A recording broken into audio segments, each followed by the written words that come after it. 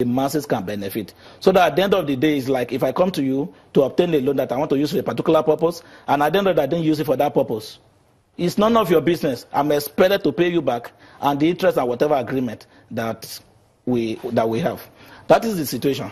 Well, I'd love to sink my teeth a little more into what you make of that project, because I mean, there are contentious issues, but we'll have to take a moment. Now, when we return, we will focus on, maybe take some questions from Lagos as well on the submissions of our guests so far. In just a moment, please stay with us.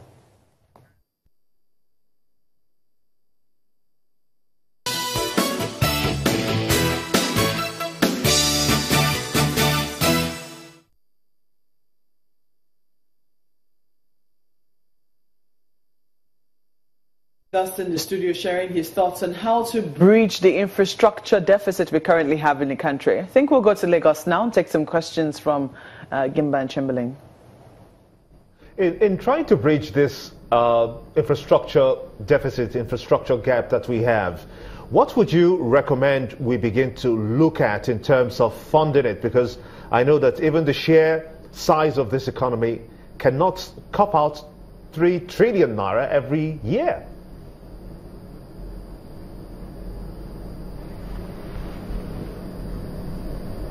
One of the fundamental things is public-private partnership. We need foreign investors to take part, to invest, to help build our infrastructure. Because government alone, even all over the world, cannot provide the money required for infrastructure, because there are other demands from on the government revenue. So what we need is public-private partnership. And we need foreign direct investment to be able to bridge the gap. And then if I could follow up on that, I mean, how much are we going to keep relying? Well, if I could follow up, I was saying, how much could we rely on this foreign direct investment? Have you interfaced or interacted with our local engineers here? How much do you think they can actually bring to the table in terms of their expertise and what we need to do to begin developing them from home here? Yeah, just like you rightly pointed out, when I talk about foreign direct investment, I mean getting the funding from outside the country. But the Nigerians, engineers, our expertise must be used in order to cut down costs. If you listen to the news, I think just this last week, or this very week, yeah, last week, there's a bridge between Hong Kong, Macau, which is across the sea, and at a point it goes under the sea as a tunnel so that the ship can pass through. Though that bridge was developed and built by Chinese engineers. And when I listened to the documentary, they said when the price the foreign engineers wanted to collect for consultancy service alone was too much, and then they decided to go on their own. And countries have done that. Malaysia airport, which is Kuala Lumpur International Airport, was world best airport up to 2008. And that airport was single-handedly built by Malaysian engineers. When they got the foreign counterpart, the price for them was too high.